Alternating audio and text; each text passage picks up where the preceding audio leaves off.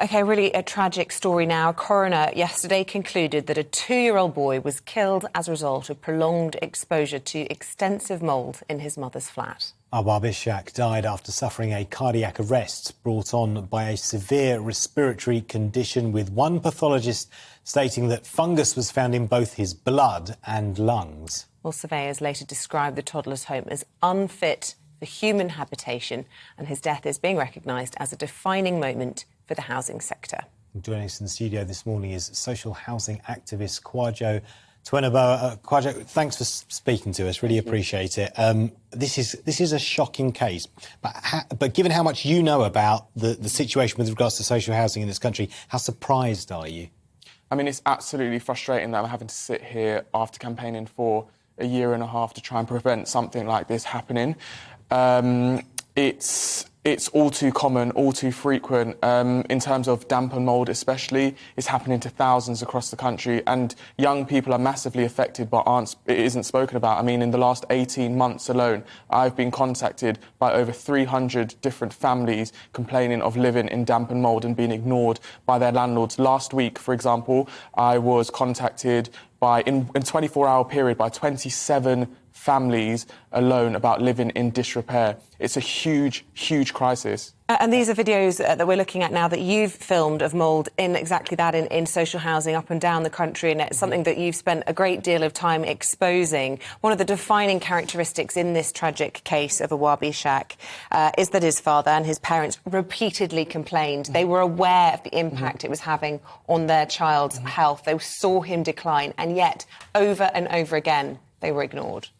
Absolutely. I mean, it was even said that they were complaining before he was born about damp and mould, and he died he died when he was 2 years old. But tenants being ignored is something that I see on a daily basis, and we see with this case, and what is very identical, is that professionals even reach out on behalf of these families and these kids to housing providers, doctors, nurses, head teachers, but all too often it is ignored. In a lot of cases that I've seen, housing professionals don't even bother to respond to letters or emails from professionals. That's how bad it is, and they're just allowed to get away with it. Well, just to put across the point of view of Rochdale Borough Council, and this is where this little boy was living. Gareth Swarbrick, the chief executive of RBH, said in a statement he was truly devastated about Awaab's death and the things we got wrong. Nothing could bring Awaab back, he said, but added, we have and will continue to learn hard lessons from this.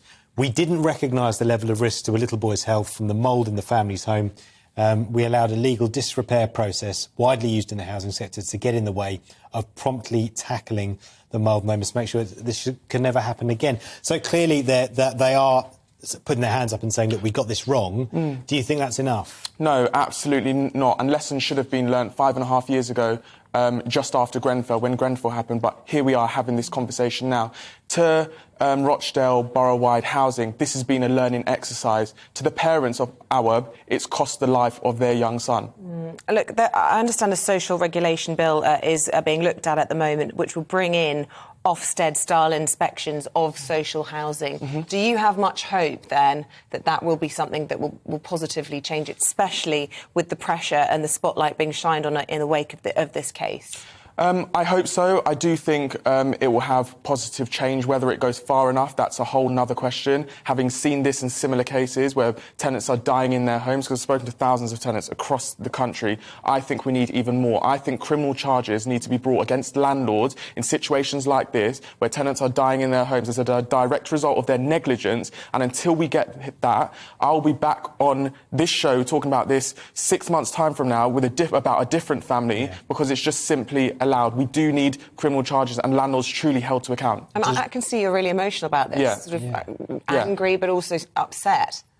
Absolutely fuming, especially with this situation, because it could have been avoided. Like we said, this family had been failed on multiple levels, and the thing is, tenants do complain. No one wants to live in these sorts of conditions, so that whole argument is completely flawed. It's frustrating. And does racism play a role in this? Some people say it does. Yes, I mean, social housing is made up of many different sort of people from different backgrounds, but the majority of people that I've spoken to up and down the country, and I've spoken to thousands over the last 18 months, are predominantly from black and ethnic minority backgrounds. And when you contrast that and the class of individuals who are living in social housing with those that make up the directors' boards, they don't match whatsoever, and there's no correlation between the two. Because I just wanted to put to you a viewer's comment. They've said the damp flat death was not because of racism. My daughter has lived in a 2-bedroom semi in Swinton, and it's damp in the kitchen, dividing walls, bedrooms and bathroom. Is this because City West can't be bothered to fix it, or is this racism too? I think in that situation, I don't know who that individual is, but it could be a mixture of two. I've spoken to tenants up and down the country from black and ethnic minority backgrounds, and they do say they feel in some cases it's because of their race, their background, their class, their accents, that they're not taken seriously. I've spoken to tenants, including, my dad used to use his English middle name in order to be taken seriously or feel like they were going to care more in order to get his points across and to get help. And loads of tenants have told me similar stories, so I definitely think racism plays a part. And Kwajo, look, we're almost out of time. It's a big question, but lots of our viewers want to know whether or not you think that the asylum situation is putting extra pressure on social housing. There's been 40,000 coming into this country. Yeah. The shortage of social housing, meaning many of them having to be put up in hotels. Yeah.